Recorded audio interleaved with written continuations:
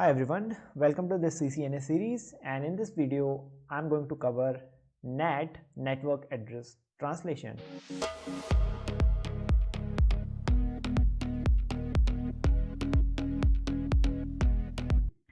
So let's start with the video, and in the IPv4 video I have discussed with you some things.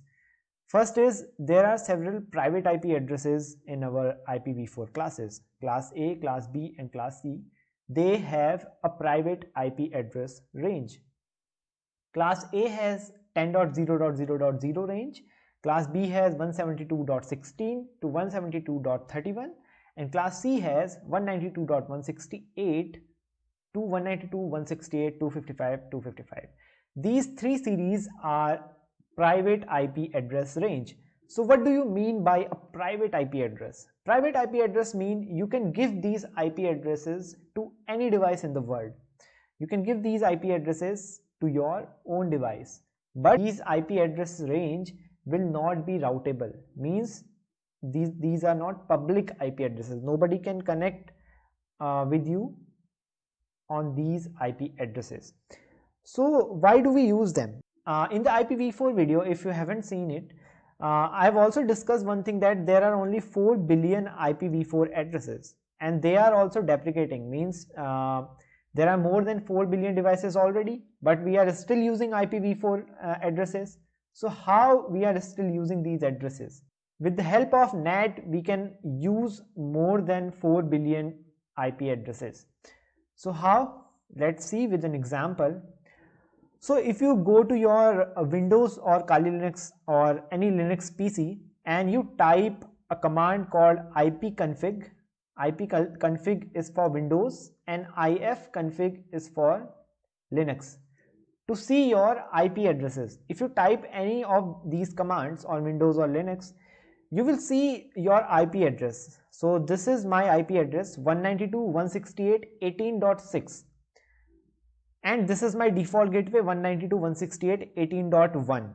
You will see something like this on your Windows or on your Linux PC.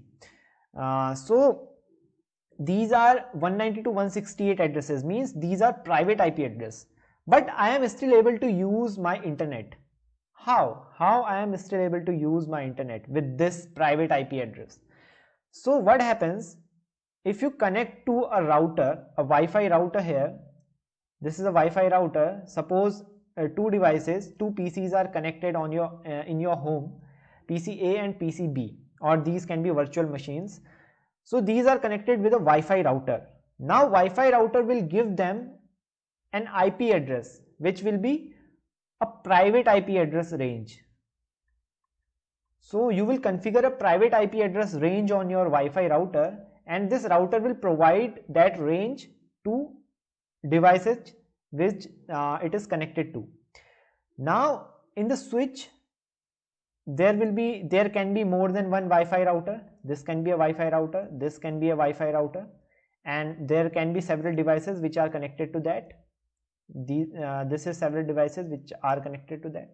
It can be the case. Now these all devices will be having a private IP address range.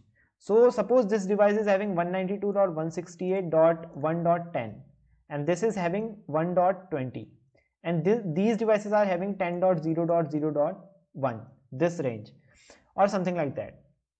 So as we move to switch to router, in router what happens, your private network will be separated from your private and your public.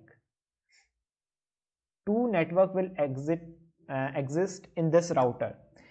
Now what this router 1 will do, router 1 will implement a method called network address translation.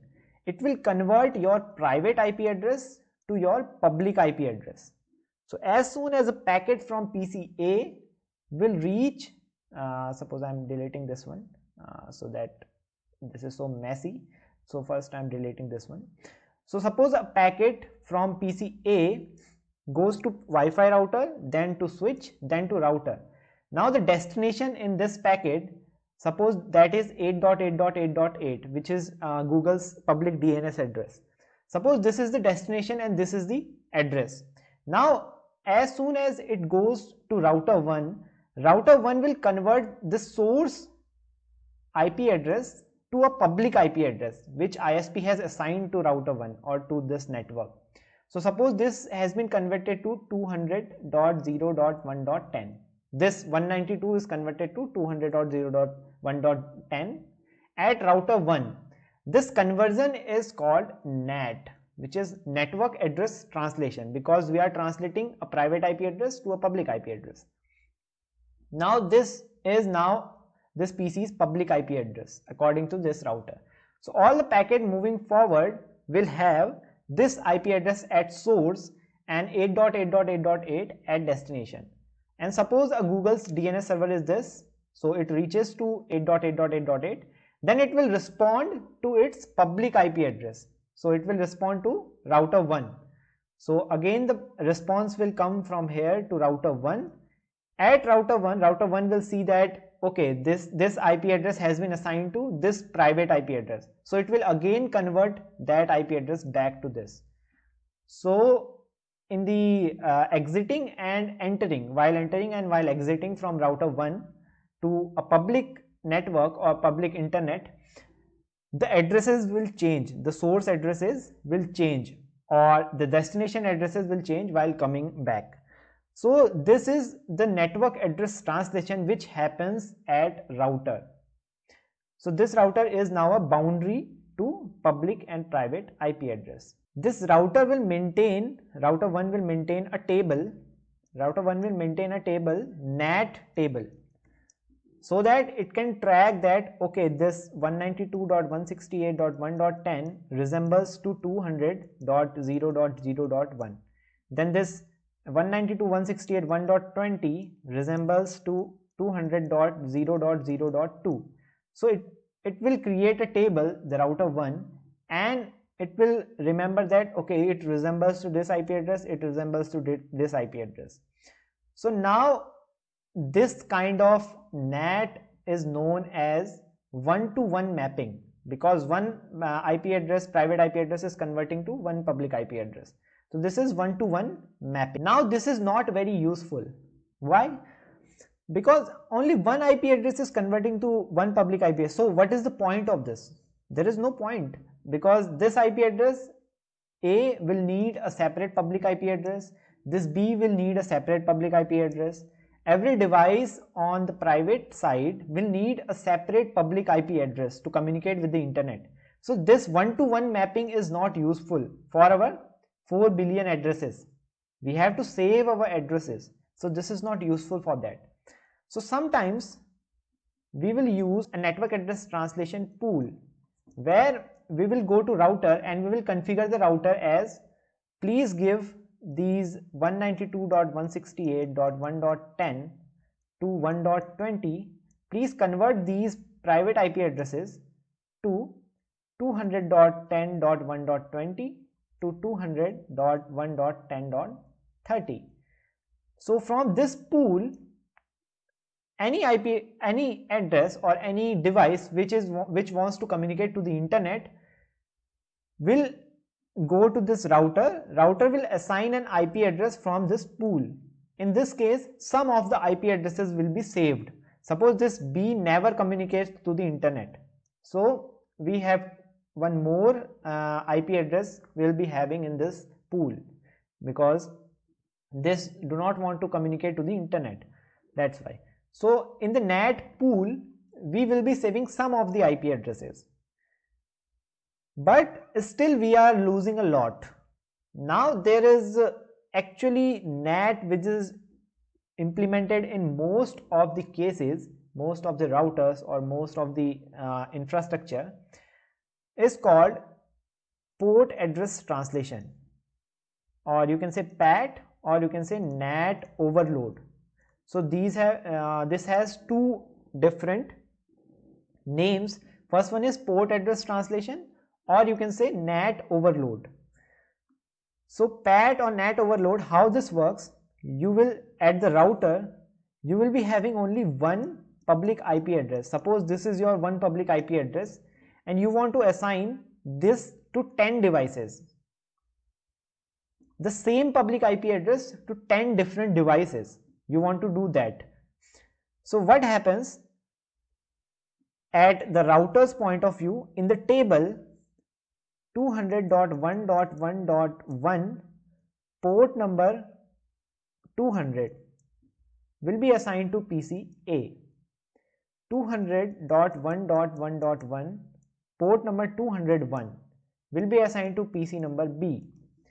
So we can associate a port with a PC, a port with a PC, a different port with a different PC, but same IP address, but different port number. This is port address translation. So suppose we want to assign 200 devices same public IP address. We can do that with port address translation. But there are some minimum or some requirements.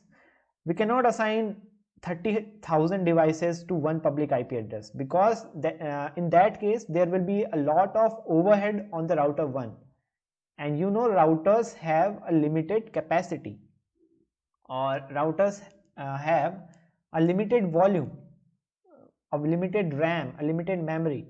So routers cannot do all these calculation to 30,000 devices, but for 200, 300, even 400 devices we can do these kind of implementation, which is port address translation. So this is the real kind of NAT which we are using today. These routers are converting our IP addresses, public IP addresses, to different devices.